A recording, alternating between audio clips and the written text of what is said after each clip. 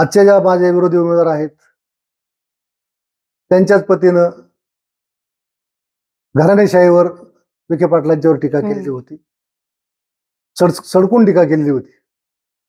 आणि घराणेशाही ठेवायची का, ती घराणेशाही संपवली पाहिजे अशा पद्धतीची वक्तव्य केली होती. त्याच नेत्यानं विधानसभेच्या निवडणुकीमध्ये स्वतःच्या पत्नीला, म्हणजे बरोबर जे कार्यकर्ते आहेत ते त्यांना दिसले नाहीत. नुसतं सोशल मीडियावर निवडणूक होऊ शकत नाही.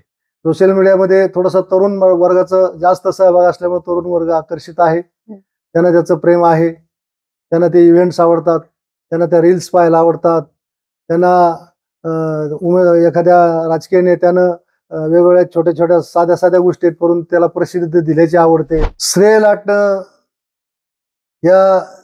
हे इतर उमेदवारांचं खरं म्हणजे त्यांची ती सवय आहे असं मला म्हटलं तरी वाळगं ठरणार नाही. सगळ्या ज्या योजना आहेत या योजना शेतकऱ्यांच्या आणि सर्वसामान्यांच्या हिताच्या निश्चितपणे या शासनानं सुरू केलेल्या असल्यामुळं संपूर्ण या मतदारसंघातील मतदार किंवा महाराष्ट्रातील मतदार हा महायुतीच्या बाजूने त्यांचा आज मला कल दिसतोय. आणि म्हणून निश्चितपणे सांगतो की या राज्यामध्ये महायुतीचं सरकार आल्याशिवाय राहणार. नमस्कार, मी प्रियंका. आयलोनगर मध्ये आपलं स्वागत. प्रेक्षक हो, राज्यामध्ये विधानसभा निवडणुका या ऐन तोंडावर येऊन ठेपलेल्या आहेत.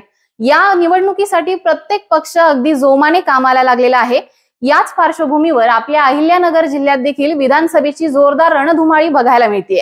अहिल्यानगर जिल्ह्यातील पारनेर तालुक्यात देखील या विधानसभेची जोरदार चर्चा आहे. पारनेर तालुक्यामध्ये राष्ट्रवादीच्या अजित पवार गटाकडून काशीनाथ दाते यांना उमेदवारी देण्यात आलेली आहे, तर राष्ट्रवादीच्या शरद पवार गटाकडून राणी लंके यांना ही उमेदवारी देण्यात आलेली आहे. त्यामुळे राष्ट्रवादी विरुद्ध राष्ट्रवादी अशी जोरदार लढत या ठिकाणी पाहायला मिळणार आहे. आयलोनगरच्या चर्चा तर होणारच. या विशेष भागामध्ये आज आपल्यासोबत उपस्थित आहेत काशीनाथ दाते सर. आपण त्यांच्याकडूनच जाणून घेऊयात. सर नमस्कार. आयलोनगर मध्ये तुमचं स्वागत. इतक्या वर्षांच्या प्रतीक्षेनंतर आता तुम्हाला विधानसभेसाठी उमेदवारी मिळाली आहे, तर नेमकी काय भावना आहे आणि कसं पाहताय या निवडणुकीकडे? खरं तर मी यापूर्वी सुद्धा 2004 साली, त्याच्यानंतर 2014 साली 2 वेळा विधानसभेची उमेदवारी मिळण्यासाठी प्रयत्न केला होता. त्यावेळी मी राष्ट्रवादी काँग्रेस पक्षाचा तालुका अध्यक्ष होतो आणि त्यावेळी देखील मला उमेदवारी देत असताना किंवा मिळत असताना मी त्याच्यात यशस्वी होऊ शकलो नाही. परंतु त्यानंतर आज 10 वर्षांनी 2024 मध्ये मला विधानसभेची उमेदवारी महायुतीच्या घटक असलेल्या राष्ट्रवादी काँग्रेस पक्षाच्या वतीने या ठिकाणी मिळालेली आहे. मला निश्चितपणे ही उमेदवारी मिळाल्याचा अत्युच्च आनंद आहे, कारण गेली 40 वर्षे मी या समाजकारणात आणि राजकारणामध्ये खरं म्हणजे माझं संपूर्ण आयुष्य व्यतीत केलेलं आहे. 24 तास मी समाजामध्ये, 24 तास मी लोकांच्या संपर्कात आणि लोकांच्या कामात राहिलेला कार्यकर्ता आहे. आणि म्हणून कार्यकर्ता म्हणून काम करत असताना वेगवेगळ्या पायऱ्या आपण चढत जावं ही भूमिका काही चुकीची नाही. आणि म्हणून मी पंचायत समिती, जिल्हा परिषद आणि आता विधानसभेला उमेदवारी मिळाल्यानंतर आता विधानसभेची उमेदवारी या ठिकाणी लढवत आहे. या गोष्टीचा मला मनापासून खरं म्हणजे आनंद झालेला आहे. आणि मी निश्चितपणे आमचे नेते आदरणीय राष्ट्रवादी काँग्रेस पक्षाचे राष्ट्रीय नेते आणि राज्याचे उपमुख्यमंत्री नामदार अजित दादा पवार, महायुतीचे नेते आदरणीय नरेंद्रजी मोदी साहेब असतील, देवेंद्रजी फडणवीस साहेब असतील आणि त्यांचे सगळे पदाधिकारी, त्याचप्रमाणे शिवसेनेचे नेते आणि राज्याचे मुख्यमंत्री आदरणीय एकनाथजी शिंदे साहेब आणि त्यांचं मी मनापासून या ठिकाणी खरं म्हणजे आभार व्यक्त करतो. आता इतक्या वर्षांचा तुमचा संघर्ष आहे, राजकीय जीवनाची सुरुवात नेमकी कधी झाली होती तुमची? राजकीय जीवनाची सुरुवात माझी खऱ्या अर्थानं 1980 सालापासून थोडी थोडी सुरुवात झाली. 80 साली मी जेव्हा या पारनेर शहरामध्ये राहत होतो त्यावेळेस एक परिस्थिती अशी झाली होती की मी ज्या भागातनं आलोय, अतिशय दुर्गम भागातनं, या तालुक्यातला अतिशय दुर्गम भाग जो कण्हेर पोखरी असं म्हटलं जातं, त्या ठिकाणाहून मी खरं म्हणजे पारनेरमध्ये तालुक्याच्या गावात आलेलो होतो. आणि या गावात आल्यानंतर त्या काळामध्ये दळणवळणाची साधनं देखील नव्हती आणि त्यावेळेस त्या ठिकाणावरून जी काही कोर्ट कचेरीत, पोलीस स्टेशन, इतर कार्यालय, मग पाटबंधारे कार्यालय असेल, बांधकामचं कार्यालय असेल, या कार्यालयात कामानिमित्त त्या भागातले नागरिक ज्यावेळेस येत होते त्यावेळेस त्यांना माझा आधार वाटायचा आणि ते माझ्याकडे येऊन मला स्वतःला घेऊन त्यांच्यासोबत मी जायचो आणि ज्या ठिकाणी त्यांचं काम असेल सरकारी कार्यालयामध्ये काम करण्यासाठी त्यांना मदत करायचो आणि त्याच्यातून सातत्यानं लोकांची कामासाठी माझ्याकडे ये जा चालू झाली आणि त्याच्यातून खऱ्या अर्थाने मी त्यांना वेळ देत राहिलो आणि त्यातच हळूहळू राजकारणामध्ये मला त्या ठिकाणी येता आलं, जाण्याचा मोह झाला आणि 1985 साली त्यात तत्कालीन माझे जे नेते होते सन्माननीय कैलासवासी आमदार बाबासाहेब ठुबे, कैलासवासी वसंतराव झावरे पाटील, कैलासवासी मार्तंड पठारे, आज तिघही हयात आहेत आणि दुसरे कैलासवासी शहाजी काका घनवट, या चौघांनी त्यावेळी मला पारनेर सहकारी साखर कारखान्याची पहिली निवडणूक लढवण्याची संधी त्या ठिकाणी त्यांच्या पॅनलमध्ये दिली आणि तिथून खरी माझ्या राजकारणाला सुरुवात झाली. आता पारनेर मतदारसंघ म्हटलं की संपूर्ण राज्याचं या मतदारसंघाकडे लक्ष असतं, तर तुम्ही तुमच्या कारकिर्दीमध्ये पारनेरसाठी कोणकोणती विकास कामं केलेली आहेत? खूप विकास कामं केले. तर ती इथं यादी जर वाचायची म्हटलं किंवा सांगायची म्हटलं तर पूर्ण दिवस सुद्धा पुरणार नाही. काही कामं अशी आहेत की माझ्या विस्मरणात देखील गेली, कारण कालावधी थोडा नाही ना. 85 सालापासून तर आतापर्यंतचा सगळा कालावधी आहे. पंचायत समितीमध्ये काम करत असताना अनेक कामं केली. जिल्हा परिषदमध्ये काम करत असताना ज्या खऱ्या अर्थानं कामाची गरज आहे किंवा ज्या नेतृत्वाबरोबर मी काम करत होतो, उदाहरणार्थ मी मगाशी उल्लेख केला की जे दुर्गम भाग आहे त्या दुर्गम भागात पोखरीला जाण्यासाठी रस्ता मांडवळ डॅमचं काम मध्ये झाल्यामुळे तो रस्ता पाण्यात गेला आणि तिकडच्या जनतेला पुणे जिल्ह्यातून आण्यावरून पोखरीला जावं लागायचं. 17-18 किलोमीटरचा त्यांचा प्रवास वाढायचा आणि माझ्या ते संपूर्ण जी समस्या आहे ती पूर्णपणे माझ्या डोक्यात असल्यामुळं मी जेव्हा विजयराव आवटी साहेबांना या ठिकाणी मदत केली आणि ते आमदार झाले, त्यांच्या सहकार्यानं केंद्र सरकारमधून निधी आणून तो संपूर्ण रस्ता कर्जत मांडवळ फाटा ते पोखरी असा संपूर्ण 10 किलोमीटरचा जो रस्ता आहे तो एकाच वेळेस एकाच टप्प्यामध्ये केंद्र सरकारच्या RDF म्हणून निधी आहे त्या निधीमधून त्या ठिकाणी बसवला आणि तो पुलासह 2 पूल आणि दोन मोठे पूल आणि संपूर्ण रस्ता डांबरीकरण हे काम त्यावेळेस मी 2007 साली आवटी साहेबांच्या सहाय्यानं त्या ठिकाणी पूर्ण करून त्या भागातल्या जनतेला खऱ्या अर्थानं न्याय दिला. ते खरं महत्वाचं मोठं काम त्या दृष्टीनं त्यावेळेस ध्यानात राहण्यासारखं होतं. आता तुम्ही विजयराव आवटींचा उल्लेख केला. 2004 मध्ये विधान परिषदेला तुम्ही त्यांना मदत केली होती.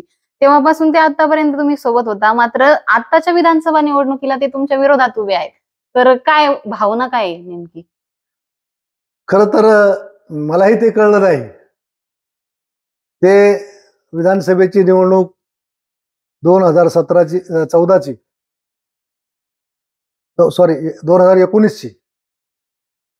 ते पराभूत झाल्यानंतर त्यांनी दुसऱ्या दिवसापासून तिसऱ्या दिवसापासून स्वतःला पूर्णपणे अलिप्त केलं. कुठल्याही प्रकारचा प्रतिसाद कार्यकर्त्यांना किंवा त्यांच्या कार्यकर्त्यांचा संवाद साधण्यासाठी त्यांनी ठेवला नाही.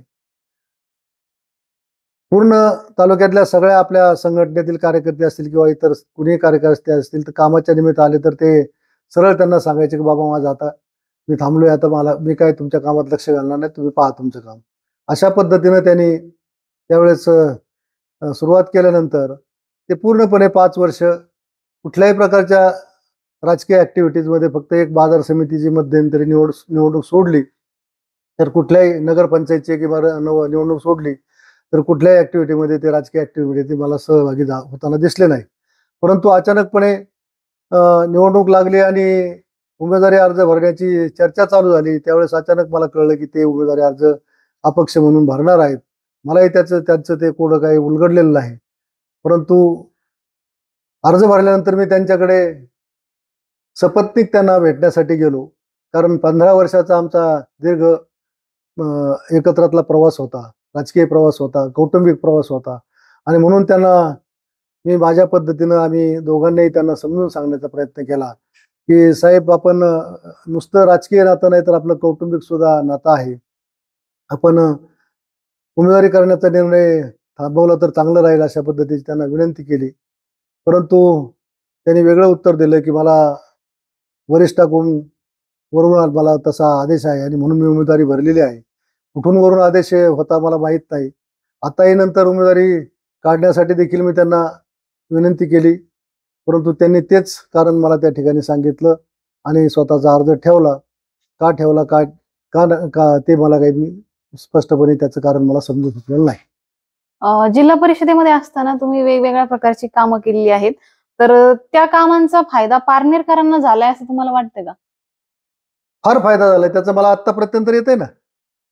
निवडणुकीच्या प्रचारामध्ये मी जेव्हा फिरतोय, तेव्हा प्रत्येक गावामध्ये मी केलेल्या कामाची यादी मला सांगावी लागत नाही. त्या गावातले कार्यकर्ते, त्या गावातले सरपंच, त्या गावातले जे जाणकार आहेत, ते लोकांच्या समोर माझ्या प्रचार बैठकीत बोलताना सगळ्या कामांचा उल्लेख, मी ज्या गावात काम केले त्या कामांचा उल्लेख करतात. मी असं एकही गाव नाही की मी जिल्हा परिषदच्या बांधकाम समितीचा सभापती असताना संपूर्ण तालुक्यामध्ये मी एक सुद्धा गाव असं सापडणार नाही की तिथं मी काही ना काही रकमेचं काम केलं नाही. जिल्हा परिषदेमध्ये असताना तुम्ही अनेक कामं केलेली आहेत, मात्र त्याच कामांचं श्रेय लाटण्याचा प्रयत्न इतर उमेदवारांकडून केला जातोय. तर यावर तुमचं काय म्हणणं आहे? श्रेय लाटणं या हे इतर उमेदवारांचं खरं म्हणजे त्यांची ती सवय आहे असं मला म्हटलं तरी वावगं ठरणार नाही. कारण मी जिल्हा परिषदमध्ये काम केल्यानंतर त्या कामाचं जोपर्यंत मी त्या पदावर होतो तोपर्यंत त्या कामाचं मी कोणालाही श्रेय लाटू दिलं नाही. मी त्या सगळ्या कामांचं श्रेय मी स्वतः घेतलं.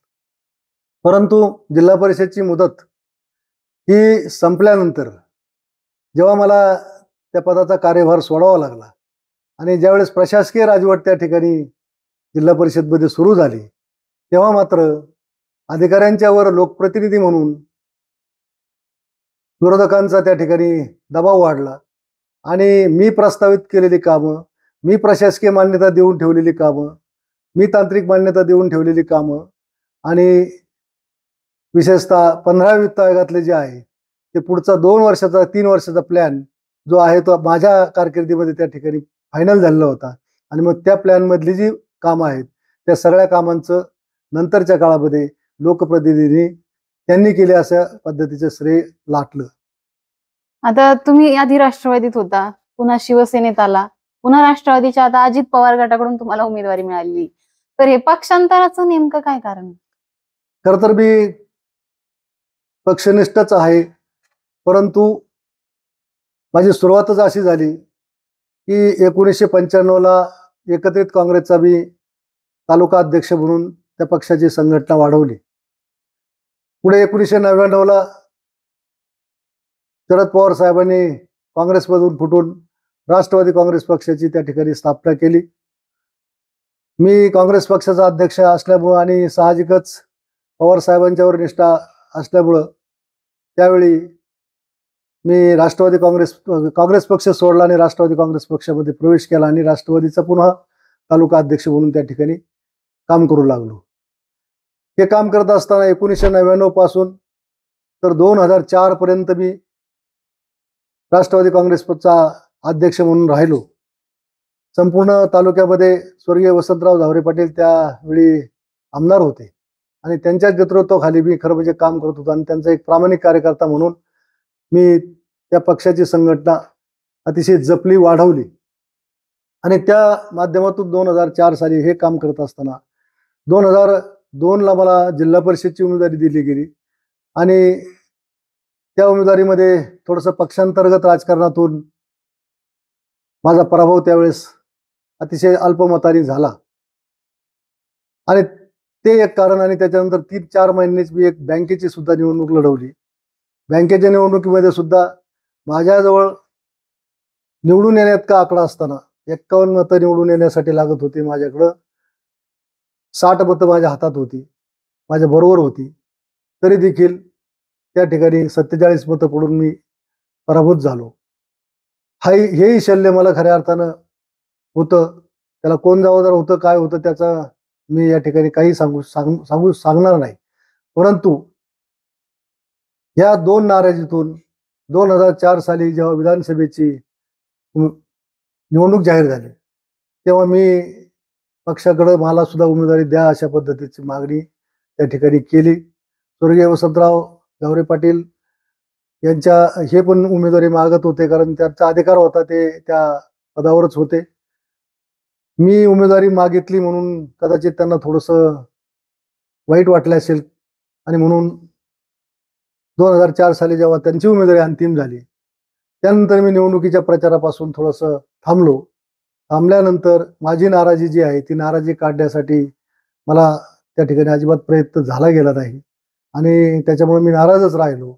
आणि मग त्या नाराजीतून मी 7-8 दिवस, जवळपास 5-6 दिवस, शेवट निवडणूक पुढे 5 दिवस राहिली होती मतदानाचा दिवस, त्यावेळेस मी शेवटी ऐनवेळी निर्णय घेतला की आपल्या पक्षामध्ये आपली जर गरज नसेल किंवा आपल्या पक्षाला जर पक्षात आपल्याला कोणी विचारणार नसेल तर आपण काहीतरी दुसरा निर्णय घेतला पाहिजे.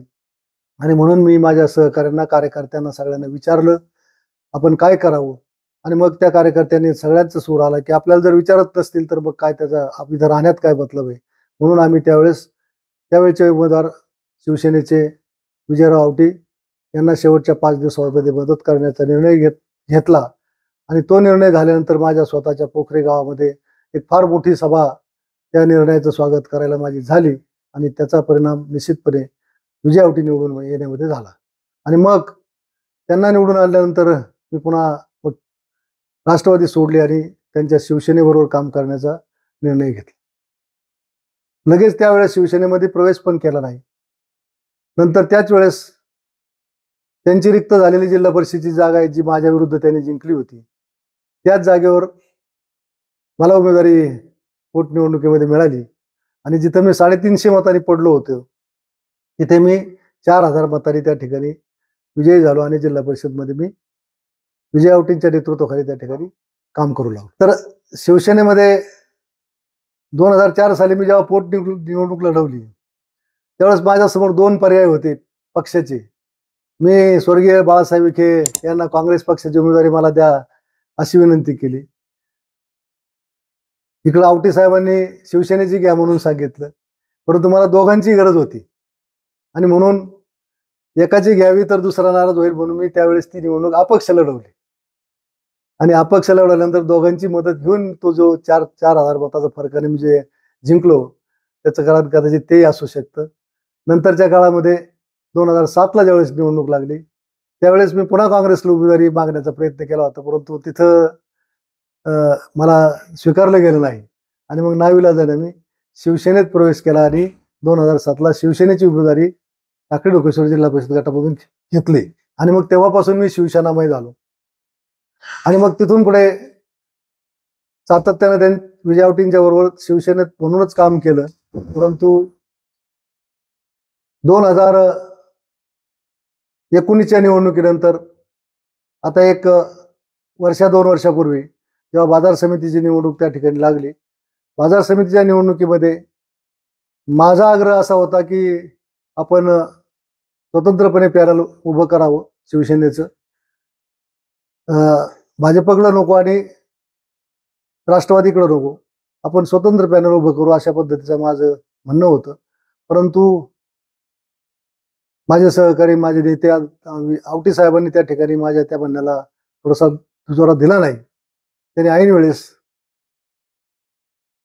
आपल्या राष्ट्रवादी काँग्रेस पक्षाचे जे पॅनल होतं त्या पॅनलमध्ये त्या ठिकाणी त्यांनी तडजोड केली आणि 5 जागा तिकडे घेतल्या आणि ते तडजोड करून तिकडे गेले आणि त्या गोष्टीचं मला ती न पटल्यामुळं मी थांबण्याचा निर्णय घेतला आणि तेव्हापासून शिवसेनेतून थोडंसं अंतर पडत गेल्यानंतर अजूनही मी कुठल्या पक्षात प्रवेश केलेला नव्हता.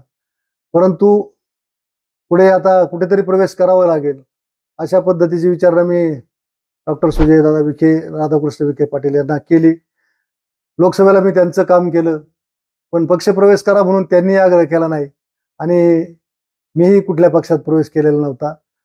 मी शिवसेनेतून बाहेर होतो, कुठल्या पक्षात एंट्री नव्हती आणि मग साहजिकच माझ्या डोक्यामध्ये विधानसभा होतीच आणि म्हणून मी ज्या पक्षाला इथं जागा सुटेल त्या पक्षात आपण प्रवेश करून विधानसभा मागावी अशा प्रकारचा विचार आला आणि म्हणून खऱ्या अर्थानं ऐन निवडणुकीच्या तोंडावर मी राष्ट्रवादीमध्ये प्रवेश केला आणि ही उमेदवारी मला राष्ट्रवादीने दिली. आता राष्ट्रवादीचं जर पाहिलं तर राष्ट्रवादीचे 2 गट पडलेले आहेत. तर शरद पवार गटाला लोकसभेला चांगल्या जागा मिळाल्या होत्या. तर मग तुम्ही अजित पवार गटाची उमेदवारी का स्वीकारली? तिकडे जाण्याचा निर्णय का नाही घेतला? मला तर तसे दोघंही सारखेच होते. कारण मी पक्षात असताना दोघांनाही मानत होतो, दोघांच्यावरही माझी निष्ठा होती आणि त्याच्यामुळे साहजिकच इथली जागा जी होती ती अजित पवार गटाला राष्ट्रवादीला या ठिकाणी सुटणार होती. आणि शरद पवार गटाचं तर स्वतः आजचे जे खासदार आहेत त्यांनी राजीनामा देतानाच त्यांनी शब्द घेतला होता की माझ्या पसंतीवर किंवा माझ्या म्हणण्याप्रमाणे उमेदवारी विधानसभेची द्यावी लागेल अशा पद्धतीने शब्द घेतला होता, अशी चर्चा बाहेर होती. आणि म्हणून मग जो उद्देश जर समजा दोघांचे एक असतील तर एका पक्षात कसं चालेल, म्हणून मी शेवटी अजितदादाही मला काही वेगळे नाहीत. अजितदादांचं नेतृत्व मी अनेक वर्ष माझ्यावर होतं आणि म्हणून मी अजितदादांच्याच पक्षाची पसंती त्या ठिकाणी केली आणि त्या ठिकाणीच प्रवेश केला. आता सध्या राष्ट्रवादीचे 2 गट आहेत. दोन्ही गटाकडून जोरदार प्रचार सुरू आहे. तुमच्या समोर राष्ट्रवादीच्याच शरद पवार गटाच्या राणी लंके आहेत. तर कुठेतरी ही निवडणूक लढताना जड जाईल असं वाटतंय का? अजिबात जड जाणार नाही, बिलकुल जड जाणार नाही. निवडणूक अतिशय सोपी आहे. कारण माझा 40 वर्ष प्रदीर्घ अनुभव आहे. एका बाजूला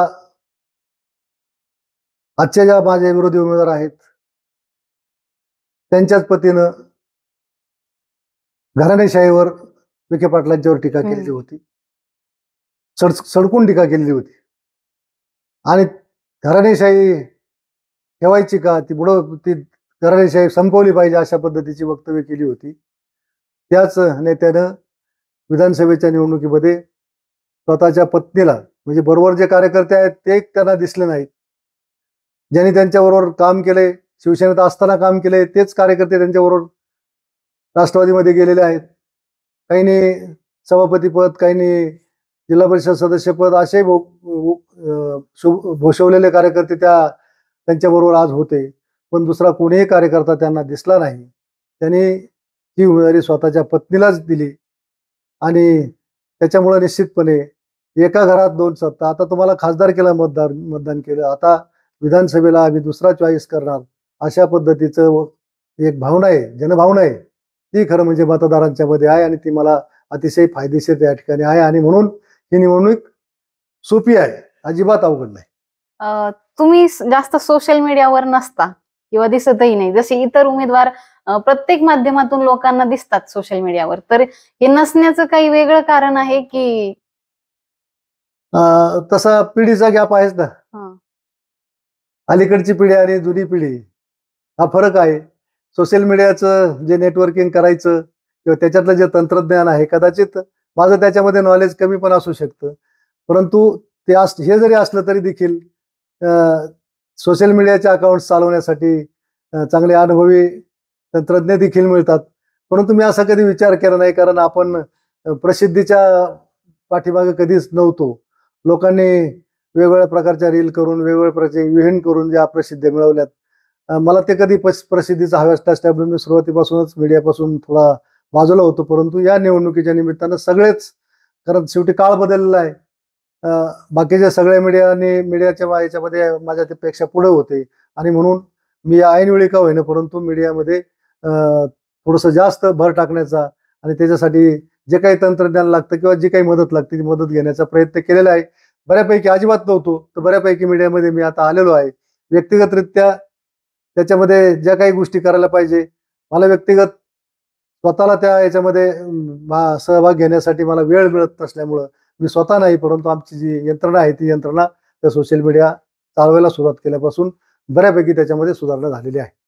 आता सोशल मीडियाचा विषयच निघालाय, तर सोशल मीडियामुळे निवडणूक जिंकता येते की आपलं काम निवडणुकीमध्ये बोलतं? निवडणुकीमध्ये दोन्ही प्रकार आहेत. पूर्वीच्या निवडणुका मी काही काळापूर्वीच्या ज्या पाहिल्या, तिथं सोशल मीडियाचं अजिबात प्रभाव नव्हता.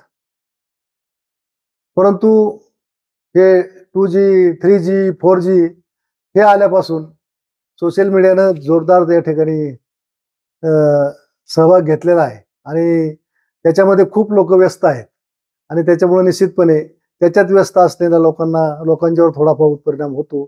परंतु ह्या अशा निवडणुकांमध्ये शेवटी विकास कामे करणारा आणि लोकांसाठी वेळ देणारा या सगळ्या गोष्टी ज्या आहेत ह्या निवडणुकीमध्ये पाहिल्या जातात. काही जुने काम केलेलं असेल किंवा काही लोकांसाठी माणसानं काही बलिदान केलं असेल, काही योगदान दिलं असेल, तर ती माणसं विसरत नाहीत आणि त्याच्यामुळं नुसतं सोशल मीडियावर निवडणूक होऊ शकत नाही. सोशल मीडियामध्ये थोडासा तरुण वर्गाचा जास्त सहभाग असल्यामुळे तरुण वर्ग आकर्षित आहे. त्यांना त्याचं प्रेम आहे, त्यांना ते इव्हेंट्स आवडतात, त्यांना त्या रील्स पाहायला आवडतात, त्यांना एखाद्या राजकीय नेत्यानं वेगवेगळ्या छोट्या छोट्या साध्या गोष्टी करून त्याला प्रसिद्धी दिल्याची आवडते. परंतु प्रत्यक्ष जो जाणकार मतदार आहे, विचार करणारा मतदार आहे, आपल्याला कोण या ठिकाणी विकास कामासाठी मदत कोणाची होऊ शकते, विकास कामं करण्यासाठी कोण सरस आहे, याची तुलना निश्चितपणे सामान्य मतदार करतो. त्याच्यामुळं दोन्ही फॅक्टर जे आहेत ते दोन्ही फॅक्टर हे निवडणुकीसाठी आवश्यक आहेत. तुमचं पारनेर मतदारसंघासाठी विकासाचं विजन नेमकं काय? पारनेर मतदारसंघामध्ये विकासाचं व्हिजन मी आज खरं म्हणजे विकासाच्या नावावरच आज मी निवडणूक लढवतोय. विकासाचा ध्यास घेऊनच ही निवडणूक लढवतोय. त्याचं कारण असं आहे की गेले 5 वर्षामध्ये त्यापूर्वी असलेला जो विकासाचा वेग मी माझ्या स्वतःच्या डोळ्याने पाहिला तो या 5 वर्षामध्ये थांबलेला आहे. काय कारण असतील मला माहित नाही, परंतु आज पारनेर तालुक्यामध्ये दळणवळणाच्या दृष्टीनं सगळ्या प्रमुख रस्त्यांची झालेली जी अवहेलना आहे, जी खराबी आहे, ती यापूर्वी मी कधी पाहिली नाही. इथं जवळ पारनेर शहराला जोडणारे जेवढे 4-5 रस्ते आहेत, सगळ्या 5 रस्त्यांची अवस्था अत्यंत वाईट आहे. ती जी अवस्था आहे ती अवस्था सुधारण्याचं व्हिजन खऱ्या अर्थानं माझ्या समोर आहे. दुसरा महत्वाचा विषय असा आहे की पारनेर तालुका हा सातत्यानं दुष्काळी तालुका आहे. दुष्काळी तालुक्यामुळं या तालुक्यामध्ये पाण्याच्या संदर्भातला जो खऱ्या अर्थानं विषय आहे, मग त्या जलयुक्त शिवार योजना असेल, छोटे छोटे बंधारे असतील, छोटे छोटे तलाव असतील, हे खऱ्या अर्थानं सातत्यानं करणं गरजेचं आहे. झालेले तलाव जे आहेत ते तलाव नादुरुस्त झाले असतील तर त्यांची दुरुस्ती करणं गरजेचं आहे. आणि विशेषतः पठार भागावरच्या लोकांची फार मोठी मागणी आहे की कुकडीच्या बेल्टमध्ये जेव्हा ही आमची 14 गावं गेली आणि त्या 14 गावांना पाटपाण्याचं पाणी मिळायला लागलं, तेव्हापासून वरच्या पठार भागाची मागणी आहे की त्या कुकडीच्या पाण्यातून आम्हाला पठार भागावर लिफ्ट करून पाणी दिलं ना, आमचे शेततळी आपल्या तळे आणि बंधारे जर भरून घेतले तर पाण्याचा स्तर उंचावेल आणि त्याच्यातून निश्चितपणे काही दिवस आणखी हा दुष्काळ किंवा दुष्काळी परिस्थिती किंवा टंचाई परिस्थिती कमी होण्यासाठी मदत होईल. आणि म्हणून गेल्या अनेक वर्षाची मागणी ती आहे आणि ती मागणी खरं म्हणजे मी डोळ्यासमोर ठेवून ती मागणी पूर्ण करण्याचं एक व्हिजन मी माझ्या डोळ्यासमोर ठेवलेलं आहे. त्याचबरोबर पश्चिमेकडच्या आपलं सह्याद्रीच्या घाटमाथ्यावर जे पावसाचं पाणी आहे, पावसाचं प्रमाण सह्याद्रीवर जास्त आहे. जो पाऊस सह्याद्रीच्या घाटमाथ्यावर पडतो त्याचं पाणी निम्म इकडं पूर्वेला म्हणजे अहिल्यानगर जिल्ह्याकडं पूर्वेला येतं आणि निम्म पाणी पडलेलं खाली पश्चिमेला मुंबईकडे ठाण्याकडे त्या ठिकाणी वाहून जातं. स्वर्गीय बाळासाहेब विखेपासून अलीकडच्या सगळ्या नेत्यांपर्यंत ही संकल्पना खरं म्हणजे सगळ्यांच्या डोक्यात आहे की ते पाणी अडवायचं, पश्चिमेकडे वाया जाणारं पाणी अडवायचं आणि ते पूर्वेकडे उतरायचं. आणि पूर्वेची जी खोरे आहेत, कुकडी खोरं, मुळा खोरं आणि गोदावरी खोरं, या खोऱ्याची वहन क्षमता वाढवायची आणि त्याच्यातून आणखी काही प्रकल्प निर्माण करता येतात का काय, हा जो खऱ्या अर्थाने शासनाच्या अधीन जो प्रस्ताव आहे त्या प्रस्तावामध्ये गती देऊन त्या प्रस्तावामध्ये पाठपुरावा करून त्याच्यातून मार्ग निश्चितपणे काय काढता येतो का हे देखील व्हिजन माझ्या समोर आहे. आरोग्याच्या दृष्टीने या तालुक्यामध्ये एखादं चांगलं असं उत्तम असं हॉस्पिटल झालं पाहिजे अशी एक सद्भावना आहे आणि मग ते एक व्हिजन माझ्या डोळ्यासमोर आहे. दुसरा महत्वाचा विषय असा आहे की हा तालुका खरं म्हणजे दुष्काळी असल्यामुळं इथं शिक्षणाचं खूप मोठं प्रमाण आहे. परंतु इथं राजकारण सातत असं बदलतं राहिलं. इथं प्रस्थापित कोणी झालेलं नाही. प्रस्थापित कोणी न झाल्यामुळं जसं नगर जिल्ह्यामधल्या इतर तालुक्यांमध्ये ज्या शिक्षण संस्थांचं जाळं जे आहे तसं जाळं खरं म्हणजे यापूर्वी या पारनेर तालुक्यामध्ये निर्माण व्हायला पाहिजे होतं. इथल्या लोकांसाठी, इथल्या मुलांसाठी इंजिनिअरिंग कॉलेज असेल, मेडिकल कॉलेज असेल, या अशा सुविधा खरं म्हणजे या तालुक्यातच व्हायला पाहिजे होत्या. परंतु या तालुक्यामध्ये कुठलाही राजकारणी प्रस्थापित झाला नाही आणि त्याचे दुष्परिणाम या अशा प्रकारच्या शैक्षणिक संस्था वगैरे उभ्या करण्यामध्ये कोणाला यश आलं नाही. माझा प्रयत्न राहील की या सगळ्या सुविधा नाही एखाद्या संस्था किंवा काही उभी करून करता आल्या तरी देखील शासनाच्या ज्या शैक्षणिक संस्था आहेत किंवा शासनाच्या माध्यमातून चालणाऱ्या मग BA ॲग्रिकल्चर कॉलेज असेल किंवा इंजिनिअरिंग कॉलेज असेल किंवा मेडिकल कॉलेज असेल, हे असं नाही संस्थेचं करता आलं तरी सरकारचं का होईन परंतु एखादं या तालुक्यामध्ये आणावं, हे देखील माझं विजन आहे. आता विधानसभेची निवडणूक लढवत असताना एकेकाळी तुमचे सहकारी असलेले बरेचसे लोक तुमच्या विरोधात उभे आहेत, तर याच्याकडे तुम्ही कसं बघताय नेमकं? यालाच तर राजकारण म्हणतात ना. राजकारणामध्ये हे घडत असते. कारण राजकारणामध्ये कधी काळ बरोबर असतात, कधी एकमेकाच्या विरोधात जातात आणि अपेक्षा प्रत्येकाला असतात. त्याच्यामुळं कोणालाही वाटत नाही की मी विधानसभेमध्ये जावं. प्रत्येकाला वाटतं मी विधानसभेत जावं आणि म्हणून जे एकत्र होतो तेच जवळपास सगळेजण आम्ही एकमेकाच्या विरोधात आता टाकलेलो आहे आणि हे संपूर्ण महाराष्ट्रात आहे. इथं तर काही नाही. इथं फक्त सहकारी एकमेकाच्या विरोधात आहेत. आपल्या काही काही मतदारसंघामध्ये वडील विरुद्ध मुलगी, चुलता विरुद्ध पुतण्या, हे अशा सुद्धा लढती या ठिकाणी आहेत. आणि दुसरी गोष्ट, या दोन पक्षांचं विभाजन झाल्यामुळे राष्ट्रवादी आणि शिवसेना, खरं म्हणजे सगळ्या महाराष्ट्रातल्या लढती जर पाहिल्या तर राष्ट्रवादी विरुद्ध राष्ट्रवादी, शिवसेना विरुद्ध शिवसेना आणि काँग्रेस विरुद्ध भाजप, अशा प्रकारचे जवळपास बहुसंख्येनं निवडणुका आज महाराष्ट्रात होत आहेत. त्याच्यामुळं साहजिक आहे, जरी एकमेकाचे सहकारी असलो तरी देखील एकमेकाच्या महत्वाकांक्षेपोटी एकमेकाच्या समोर उभं राहिलं जातच आहे. राज्यामध्ये काय वाटतं, महायुतीचं सरकार येईल का? 101% सांगतो महायुतीचं सरकार येणार. त्याचं कारण आहे की महायुतीच्या शासनानं इतके चांगले निर्णय खरं म्हणजे या शासनाने घेतलेले आहेत. मग ते निर्णय, मग लाडकी बहीण सारखा निर्णय असेल, लाडका भाऊचा निर्णय असेल, वीज बिल माफीचा निर्णय असेल, 3 सिलेंडर मोफत देण्याचा निर्णय असेल, 1 रुपयात पीक विमा, या तालुक्याला 121 कोटी रुपये पीक विमा मिळाला आहे. भरलाय किती? 1 रुपया प्रत्येक शेतकऱ्यानं. एवढा मोठा विम्याचा फायदा या तालुक्यात झालेत. आणि असे अनेक आहेत. महिलांना 1500 रुपये तर ते लाडकी बहीणच्या योजनेचे मंजूर दिलेच, परंतु शिक्षणामध्ये मुलींना जवळपास पहिली ते ग्रॅज्युएशन होईपर्यंत, पदवीधर होईपर्यंत संपूर्ण शिक्षण मोफत केलेलं आहे.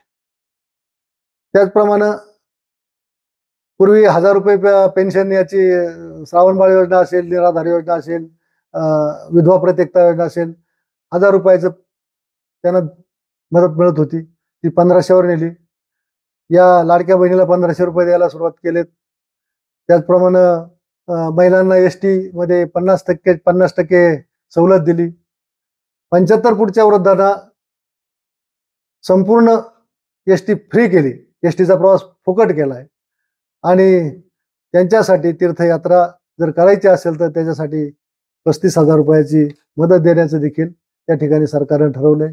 वेगवेगळी महामंडळ, अण्णा पाटील महामंडळ असेल, महात्मा फुले महामंडळ असेल, वेगवेगळ्या समाज घटकांसाठी वेगवेगळी महामंडळ या सरकारनं स्थापन केलेत आणि त्याच्या माध्यमातून शासनाचा निधी त्याच्यामध्ये उपलब्ध करून वेगळ्याच बेरोजगार असतील, उद्योजक असतील, यांना बिनव्याजी कर्ज देऊन त्या ठिकाणी उद्योजकांना त्या ठिकाणी उभं करण्याचा प्रयत्न सरकारच्या त्याच योजनेच्या माध्यमातून झाले.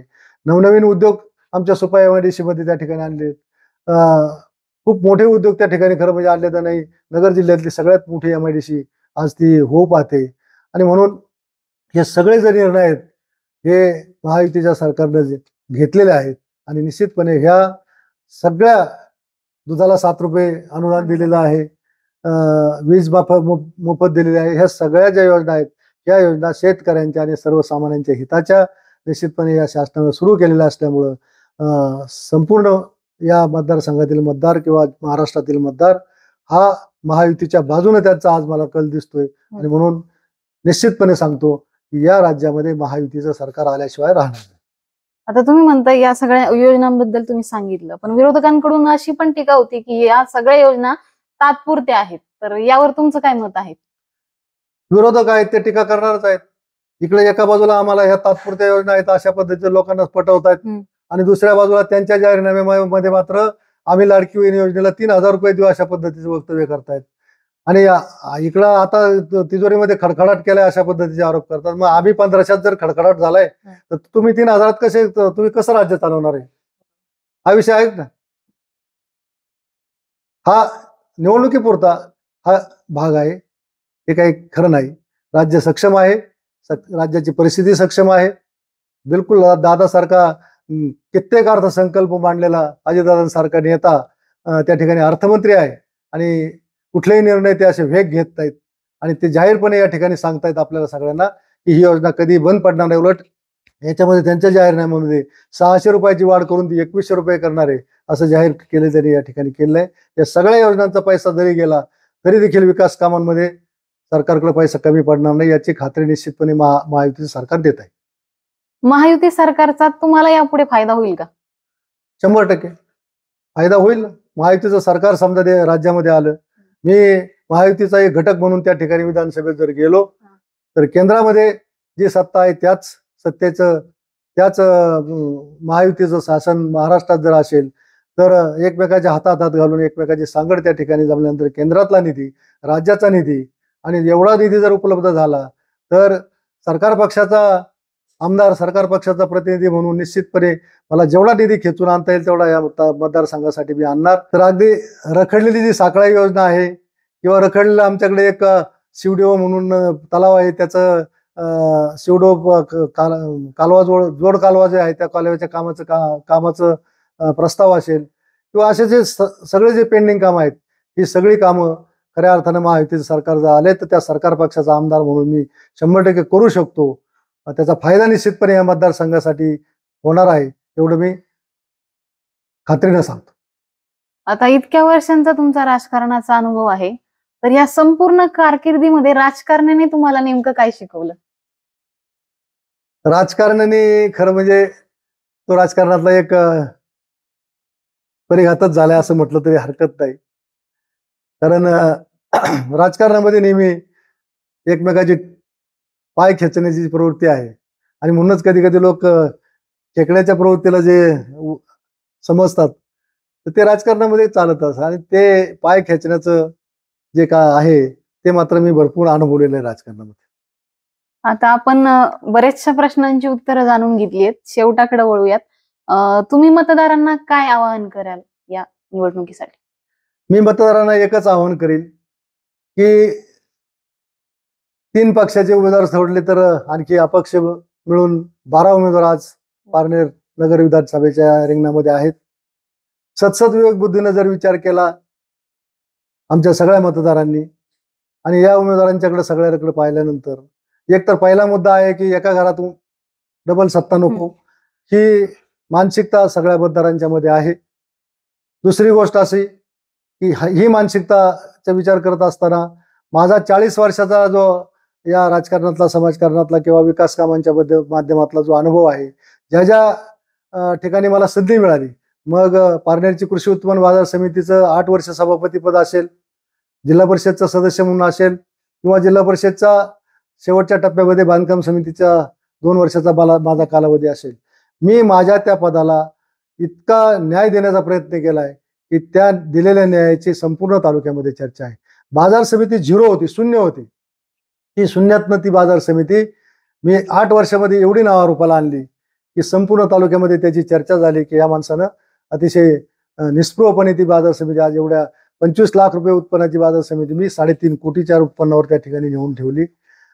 सभापती म्हणून काम करत असताना माझ्या या तालुक्यामध्ये किंवा या मतदारसंघामध्ये आजही लोक चर्चा करतात की जिल्हा परिषदच्या बांधकाम समितीमध्ये एवढा निधी असतो हे आम्हाला कधी कळलंच नाही इथून मागच्या काळामध्ये. फक्त तुम्ही बांधकाम समितीचे सभापती झाले आणि मग आम्हाला समजलं की जिल्हा परिषदच्या बांधकाम समितीमध्ये एवढा निधी असतो. एवढा निधी खेचून मी त्या ठिकाणी आणला.